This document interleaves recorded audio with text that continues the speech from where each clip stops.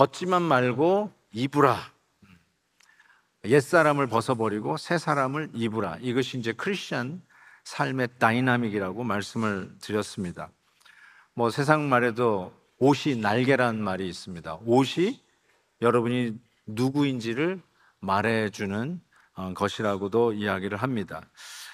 푸시켄 시인은 이렇게 얘기했어요. 옷은 새 옷일 때부터, 명예는 젊어서부터 소중히 여기라. 톨스토이는 몸에 맞는 옷보다 양심에 꼭 맞는 옷이 좋다라는 말까지 했습니다. 예수를 믿는 우리도 마땅히 그리스도인, 크리스천, 그리스도인이라고 하는 우리의 정체에 걸맞는 옷을 입는 것은 지극히 당연한 것이라고 생각합니다. 우리에게 맞는 옷이 있어요. 크리스찬이어야 입을 수 있는 옷이 있다라고 분명히 믿습니다. 도대체 우리가 누구이기에 우리가 마땅히 입어야 할 옷을 입으라고 성경은 이야기하는 것일까요? 오늘 본문 말씀에 우리가 누군지에 대해서 아주 기가 막힌 말씀으로 시작을 합니다. 우리가 누구냐? 우리의 아이덴티티가 무엇이냐? 12절 보세요. 너희는, 그리스도인들은 누구냐? 하나님이 택하사 거룩하고 사랑받는 자라고 이야기를 합니다. 그냥 일상적인 표현이라고 생각할 수도 있지만 굉장히 의미 있고 신학적인 호칭 혹은 애칭이라고 말씀드리고 싶어요. Loved ones. 제가 참 이 단어를 좋아해요. You are the loved ones. 사랑받는 자다라고 하는 이 표현인데, 그것도 단순히 그냥 무사람들에게 사랑받는 게 아니라 하나님으로부터 사랑받는 자다라는 이 표현은 실은 구약과 맥을 닫고 있는 호칭이라고 해도 틀리지 않을 것 같습니다. 출애굽한 백성들을 하나님께서 출애굽하게 한 이유가 무엇인가? 신명기 7장에 그 이유를 이렇게 밝히고 있어요. 너희를 택하심은 너희가 다른 민족보다 수요가 많은 연고가 아니라고 그랬어요. 이 말이 무슨 말이죠? 다른 민족과 비교해 보니까 유태인이 좀 더 탁월한 것 같아. 머리도 더 좋고 뭐 성품도 좋고, 그래서 택한 것이 아니다라고 이야기하면서 뭐라고 얘기하냐면, 여호와께서 다만 너희를 사랑하심을 인하여 너희를 택했다라는 것입니다. 이유가 우리에게 있는 게 아니라 하나님에게 있음을 분명하게 이야기합니다. 그러니까 내가 은혜를 받은 하나님의 자녀가 되었다, 그리스도인이 되었다는 말은 나에게 그 메릿이 있는 게 아니라, 나에게 무슨 탁월한 어떤 공로, 흔적이 있는 것이 아니라 전적인 하나님의 사랑 때문이라는 거예요. 그래서 You are the loved ones. Loved one. 사랑받는 자라는 것. I am the beloved pastor, beloved father, beloved honey. 사랑받는 사람이라는 거예요. 이 loved라는 단어가 너무나 마음에 와닿습니다. 왜냐하면 하나님께서 우리를 이름만 부르는 것으로 양이 않지 않은 거야. 사랑받는 사람끼리는 서로 애칭을 쓰게 되어 있다라고 하지 않습니까? 저도 우리 자녀 넷을 전부 다 애칭으로 부릅니다.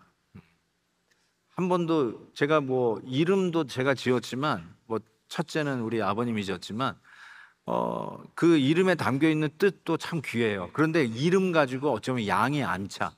내 사랑하는 우리 자녀들을 부르는데 그냥 이름 석자 부르는 걸로 양이 안 차.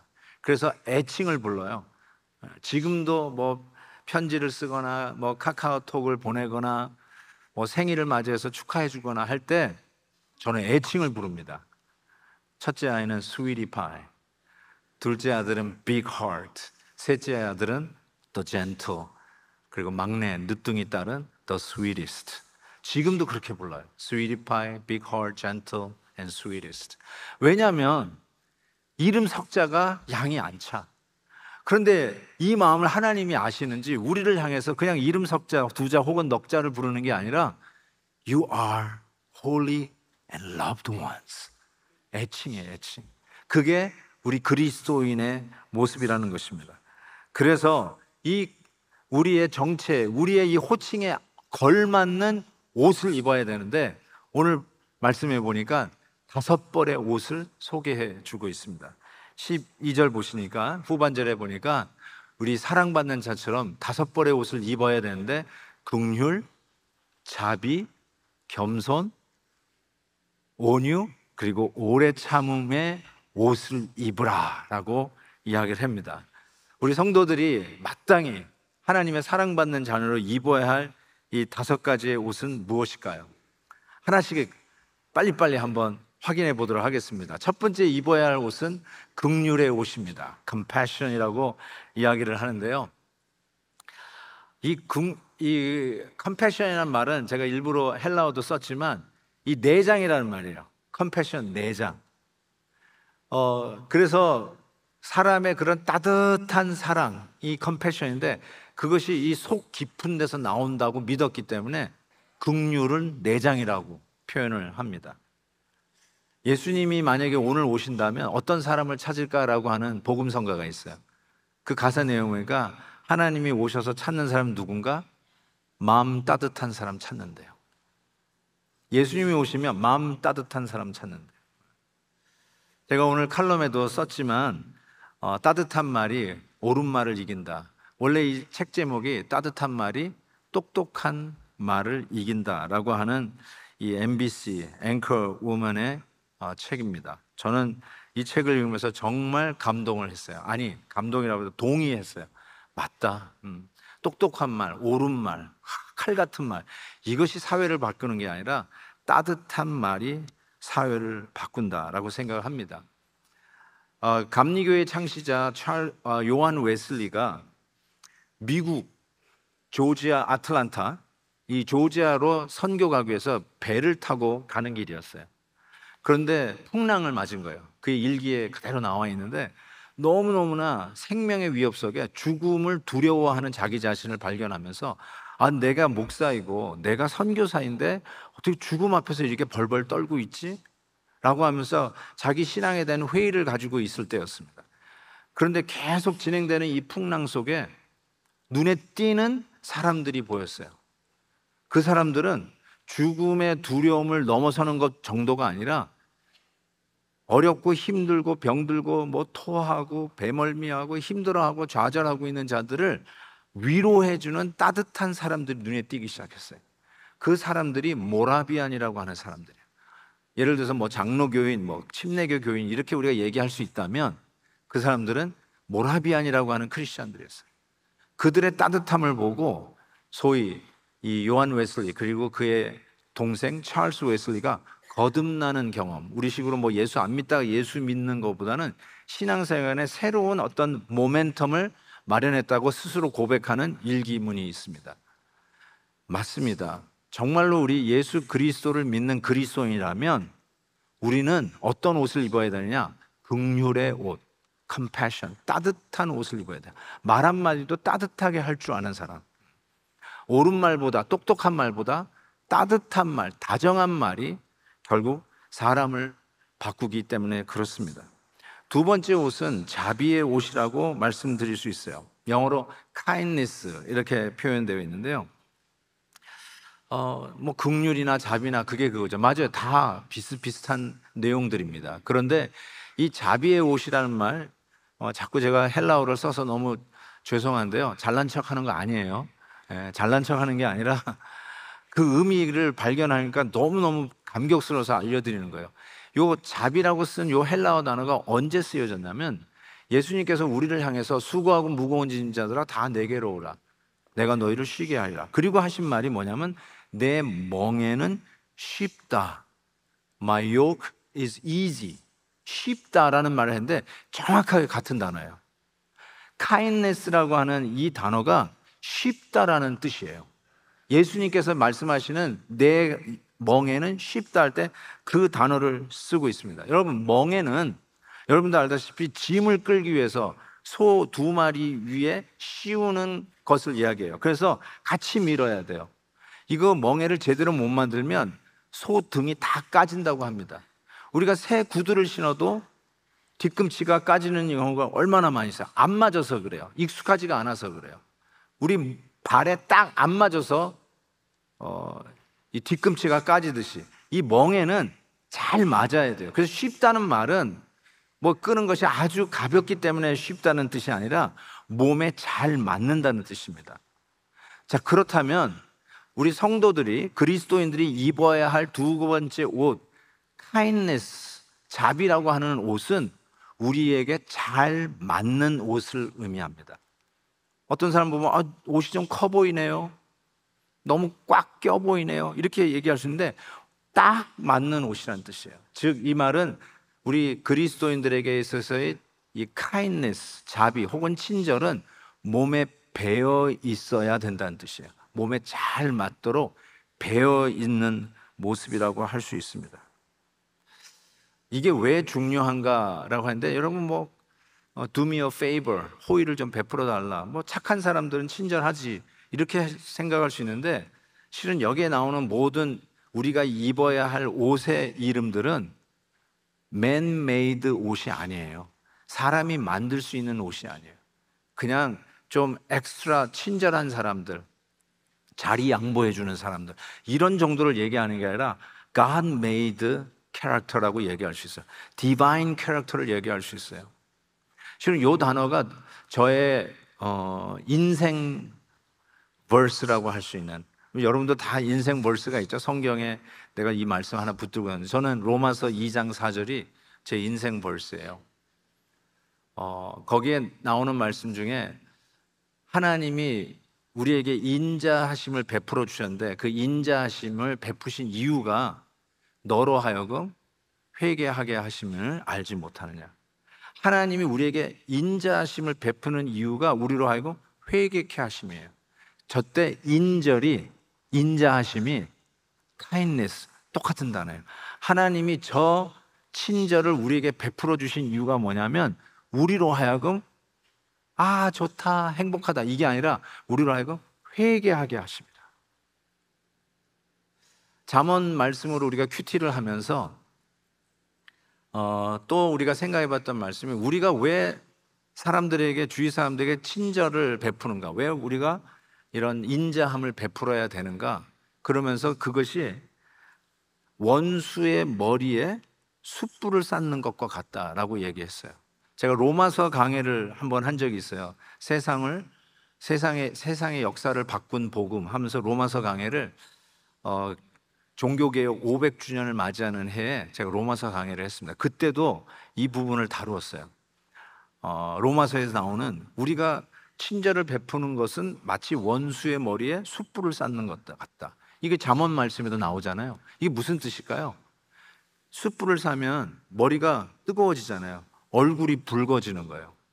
내가 한 행동대로 되갚음을 받으면은 주목이 날라와야 하는 것이 마땅한데 우리 성도들은 주목을 날리는 게 아니라 오히려 kindness, 인자함을 베푸는 거예요. 그 인자함을 베푸는 것이 그 원수 머리에 숯불을 쌓는 거예요. 얼굴이 붉게지는 거예요. 부끄러워지는 거예요. 고로 회개하게 하는 거예요.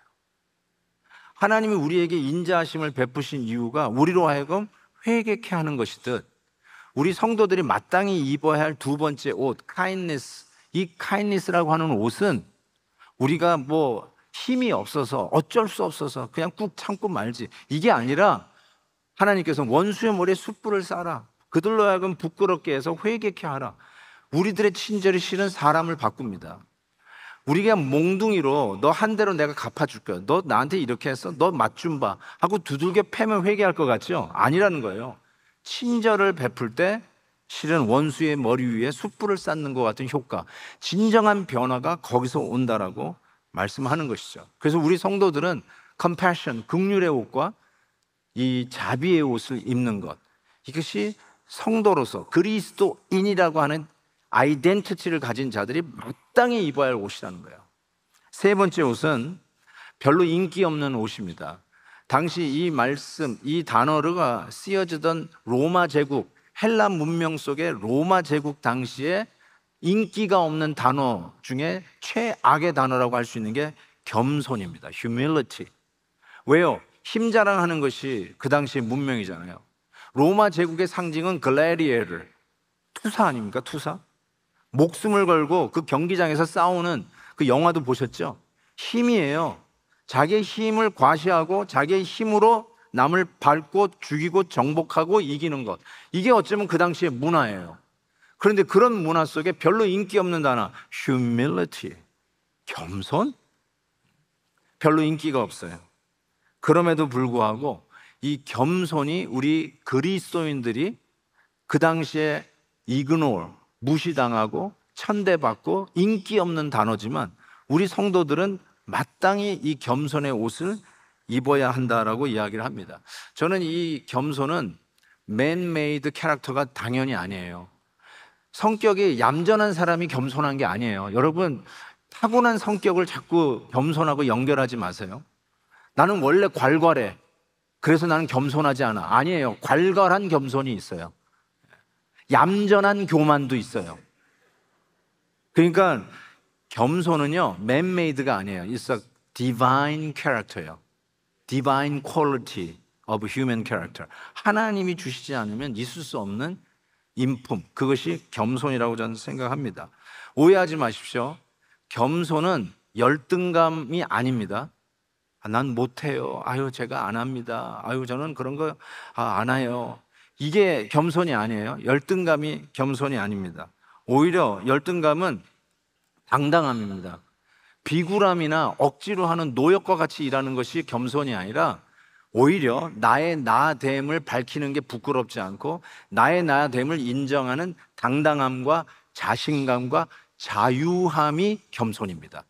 그것이 이 시대를 just like a hot knife cutting through butter, 뜨거운 칼이 바다를 가르듯이 살아가는 성도의 모습이에요. 그게 겸손입니다. 그래서 우리 성도들에게 있어서 이 겸손을 통해서 복음이 이 채널이 돼요. 겸손이라고 하는 이 채널을 통해서 복음이 수출되고 땅끝까지 간다고 저는 그렇게 생각합니다. 사도 바울이 사도행전에서 자기의 섬김을 이렇게 표현한 적이 있어요.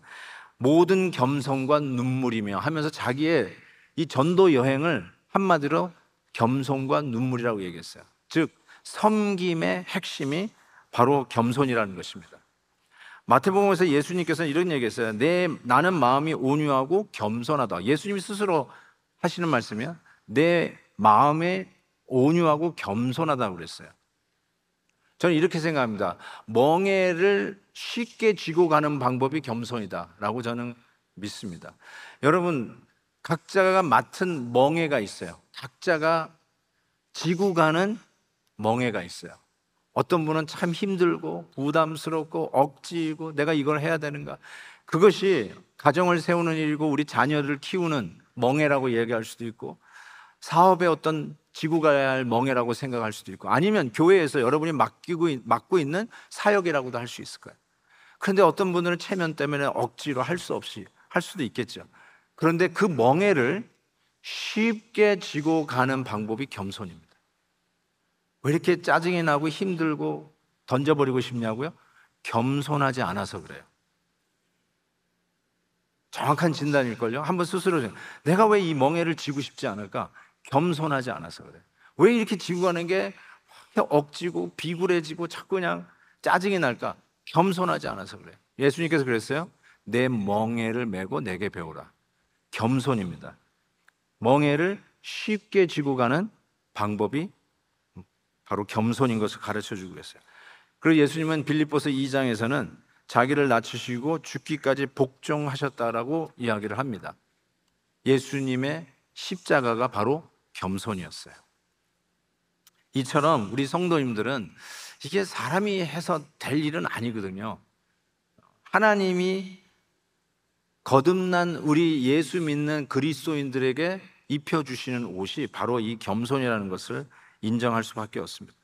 그래서 네 번째 옷은 어쩌면 이 겸손의 짝꿍과 같은 온유, gentleness 혹은 meekness라고 하는 온유의 옷입니다. 겸손이 비굴함이 아니듯이 잘 들으세요. 온유는 유약함이 아닙니다. 연약함이 아닙니다. 온유함에는 누구도 함부로 범할 수 없는 당당한 강철과 같은 단단함이 그 안에 있습니다. 저 사람은 쉬워. 함부로 해도 돼. 대충 해도 돼. 이런 사람이 아니에요. 온유하기 때문에 저 사람하고는 대충 해도 된다고요? 그건 온유함이 아닐걸요, 아마? 온유한 사람을 함부로 할 수가 없어요. 제가 누구라고 말씀은 못 드리지만 우리 성도님들을 만나는 가운데 참 온유한 분들이 많아요. 그 온유한 분들을 온유하기 때문에 대충 해도 된다고? 인사 안 하고 넘어가도 된다고요? 아니요. 그 온유한 성도님들에게는 범할 수 없는 단단함이 그 안에 있어요. 성경에 온유한 사람이라고 아예 이름을 밝힌 사람이 있어요. 누구죠? 모세입니다. 모세. 민수기 12장 보면은 이렇게 얘기했어요.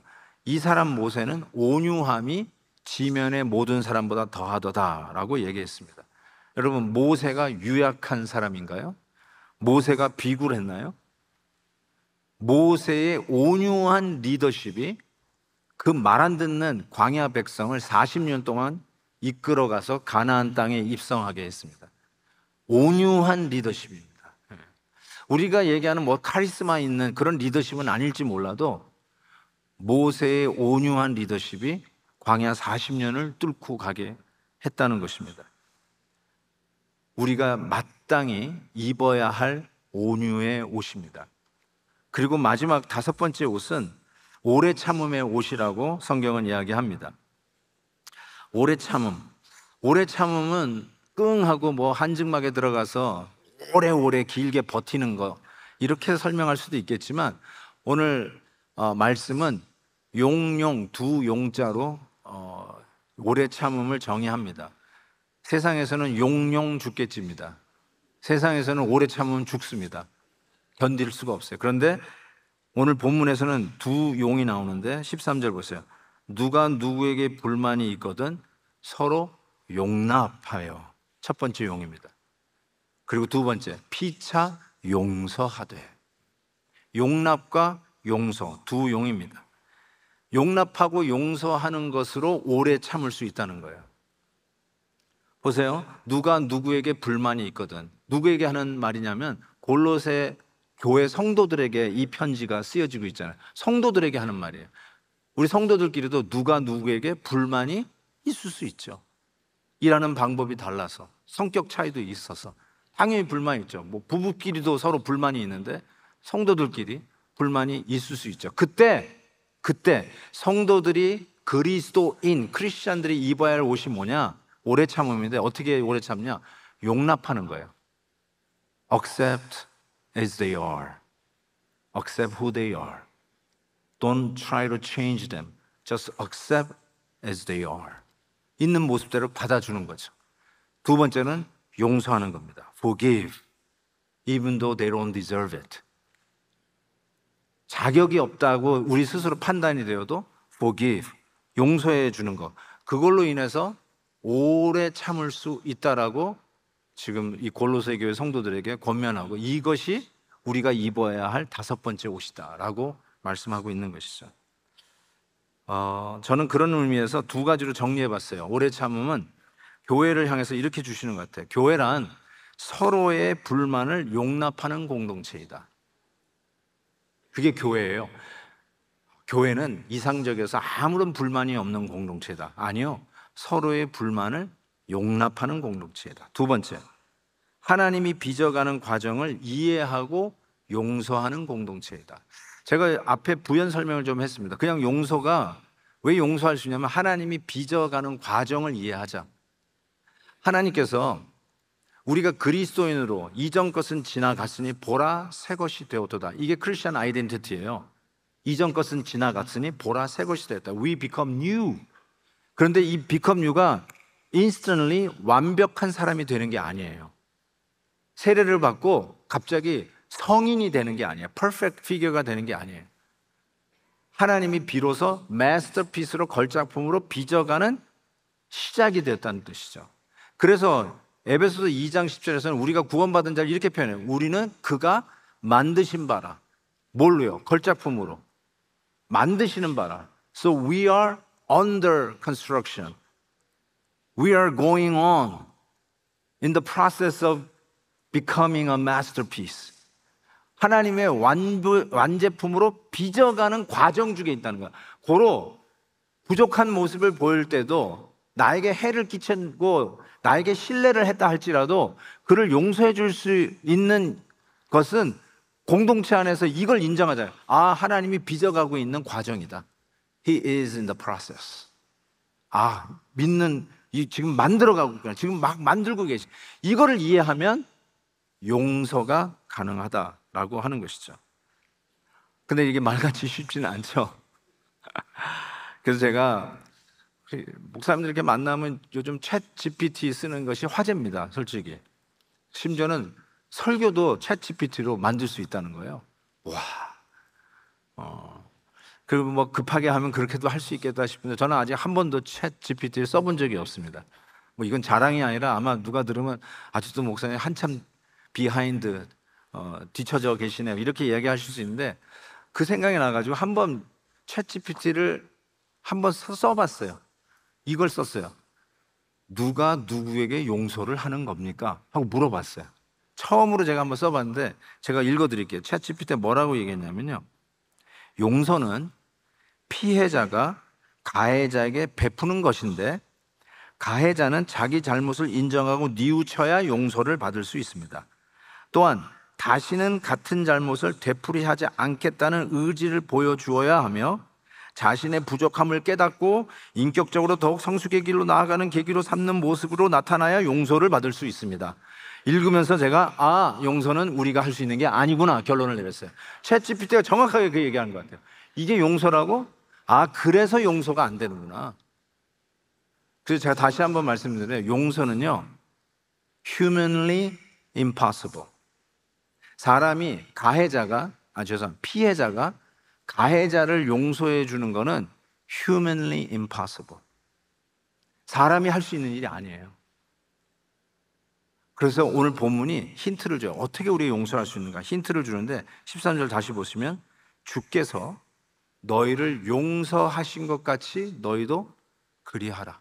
어떻게 이 용납과 용서로 오래 참을 수 있냐고요? 주께서 너희를 용서하신 것 같이. 이 부분이 너무너무나 중요한 거예요.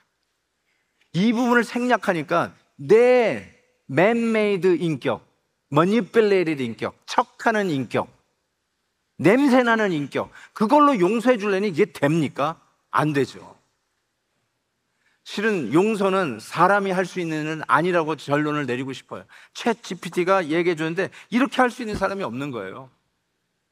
그래서 우리는 예수님 앞에서 용서받은 죄인인 거를 깨닫고 감격하고 누리는 이 용서를 아는 사람만이 뒤돌아서서 혹 나에게 피해를 가한 가해자라도 얼티밋 피해자, 가장 피해를 받으신 그 주님 앞에 가장 못되게 가해를 입힌 나 같은 죄인을 그 주님이 용서해 준 것을 아는 감격과 은혜를 아는 자가 뒤돌아서서 나에게 조금 섭섭하게 한 가해자를 용서해 주는 것이 비로소 가능해진다.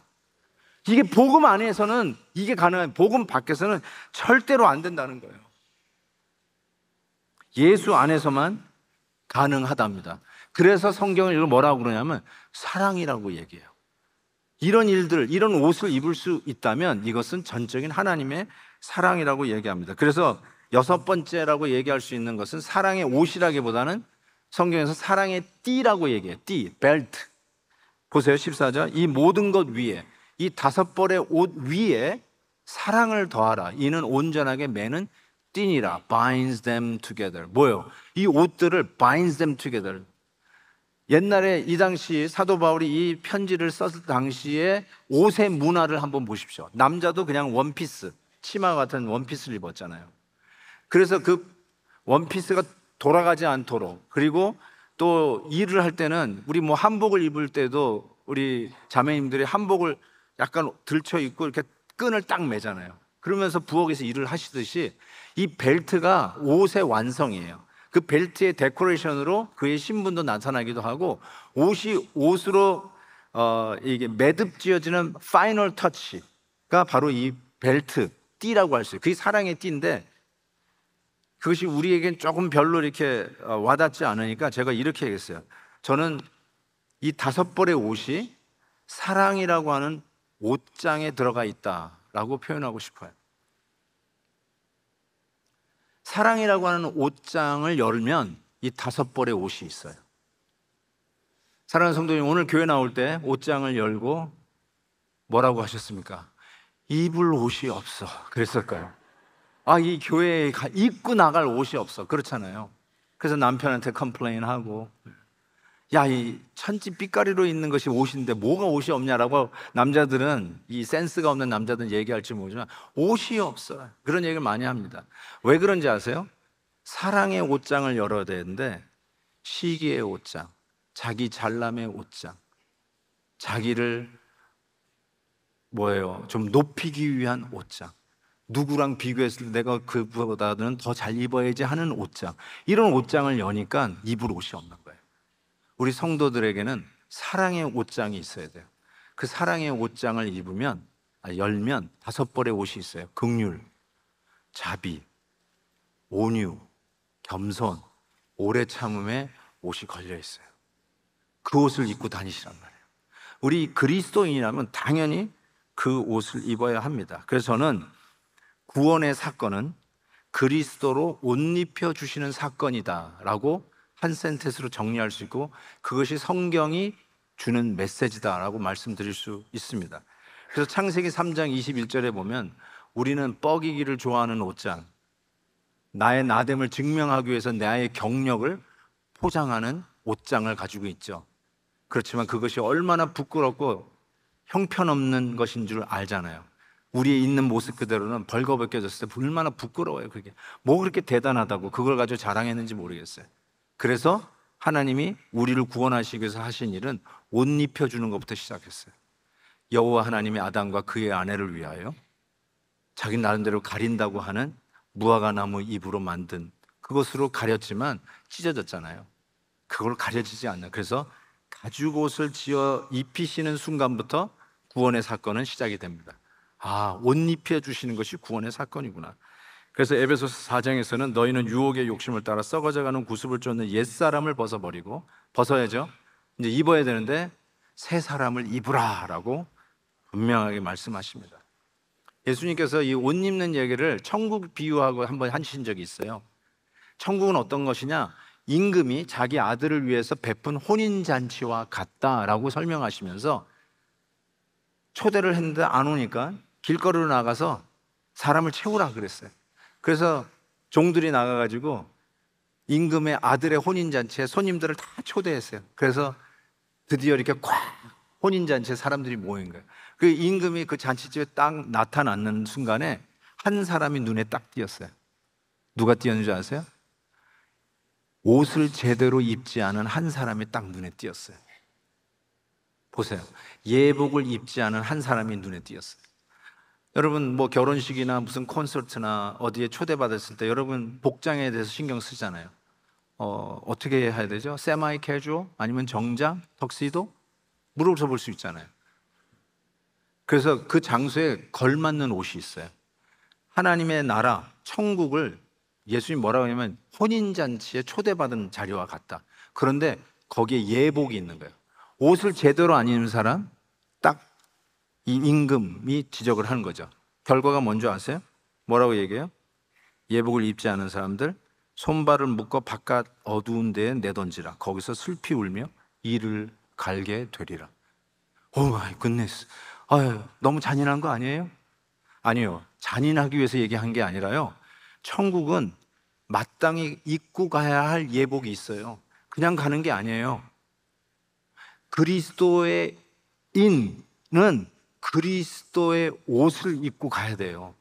자기 잘난 옷, 자기가 대단이라고 생각하는 옷, 죄송하지만 세상에서는 박수를 보내고 부러워하는 그런 옷, 그거 입고 가는 게 아니에요. 나름대로는 그것이 나를 당연히 천국에 들어가게 할 수 있다 라고 할지 모르겠지만 내 신앙의 경력, 그 길이도 천국에 간다고 생각할지 모르지만 그런 예복을 입고 오는 사람 눈에 띄면 밖으로 묶어서 내던지래요. 슬피 울며 이를 갈미 있으라. 착각하지 말라는 말이에요. 그래서 구원의 사건은 그리스도로 옷 입히는 사건이라고 성경이 이야기하는 것이죠. 그래서 로마서 13장 이렇게 얘기했어요. 오직 주 예수 그리스도로 옷 입고 그리스도로 옷 입으래요. 또 갈라디아서 3장 누구든지 그리스도와 합하기 위하여 세례를 받는 자는, 세례 받으셨죠? 이 교회에서 받는 세례도 세례고 성령으로 받는 세례도 세례인데 그 세례를 받는 자는 그리스도로 옷 입었다라고 얘기하잖아요. 그리스도로 옷 입는 거예요. 왜요? 천국에서 다 그 옷을 입거든요. 나 혼자 내 가방끈 기니까 가방끈 긴 그 옷을 입고 등장했다고요? You're out. 사랑하는 우리 성도 여러분, 우리는 그리스도인입니다. 그리스도인은 그리스도로 옷 입은 자라는 것이에요. 그 옷 입고 가는 거예요. 다른 옷 없어요. 한 가지 제가 그 영상에서 본 목사님 이야기를 해드릴게요. 이분은 이형성 장애를 앓고 있는 제임스 러스트 목사님이세요. 다이아스트로픽 디스플레이지아라고 하는 병명이에요. 저는 다른 말을 모르겠더라고요. 그래서 죄송합니다. 제가 이게 맞는 말이 아니면 정말 용서를 구합니다. 난쟁이에요, 난쟁이. 저분이 제임스라고 하시는 분이신데 어렸을 때부터 그 친구들에게 왕따를 당하고 놀림을 당했습니다. 그래서 집에 돌아올 때마다 항상 분노, 화가 끓어서 왔대요. 심지어는 칼을 던지는 친구들도 있었대요. 그 칼이 자기 이 옆을 비춰가지고 휠체어 타고 다니는 그 휠체어에 꼽히는 일도 있었대요. 너무나 화가 나서 엉엉 울면서 집에 들어왔는데 엄마가 안아주면서 이런 이야기를 했다는 거예요. It's okay, it's okay. 하나님이 너를 마스터피스로 만들어 가고 있어. God has plan for you and He is in the process of making it. 그 말에, 어머니의 말에 그가 용기를 얻었다라고 하는 것입니다. 그래서 이제는 TV 프로그램에서 이 모티베이팅 스피치로 또 목사로서 이런 사역들을 하고 있는데 그분이 한 얘기를 제가 한국말로 좀 의역을 해봤습니다. 이런 말을 하더라고요. 당신의 한계가 당신을 옷 입게 하지 마세요. 저분의 입장에서는 그 바로 이 다이스트로픽 디스플레이지아라고 하는 그 병에 내가 가지고 있는 병인데 그 병이 내가 옷 입고 그것이 나인 양 살지 마세요. 그러는 거죠. 저는 그 한계, 리미테이션, 여러분에게는 리미테이션이 있을까요? 뭐 신분적인 리미테이션, 성격적인 리미테이션, 신앙적인 리미테이션, 뭐든지 간에 그 리미테이션은 내가 누구인지를 정의하게 두지 마십시오. Don't let it define who you are. 여러분이 가지고 있는 핸디캡이 여러분이 누구인지를 디파인하지 말게 하래요. 당신의 장애가 당신을 제한하게 하지 마세요. 그리고 이 보세요. 예수님으로 옷 입은 것이 내가 누구인지를 정의합니다. 아멘. 내가 그리스도로 옷 입은 게 That's exactly who you are. 그래서 그저 예수님을 의지하세요. 예수님과 함께 불타오르세요. 최고의 순간은 아직 오지 않았습니다. 그분께서 우리 모두를 일으켜 세우실 것입니다. 성도 여러분, 우리의 허물과 부끄러움을 그리스도로 옷 입어 가리움을 받은 은혜, 그것을 입은 자들이 저와 여러분이에요. 여러분은 다른 옷으로 부끄러움을 가릴 수가 없어요.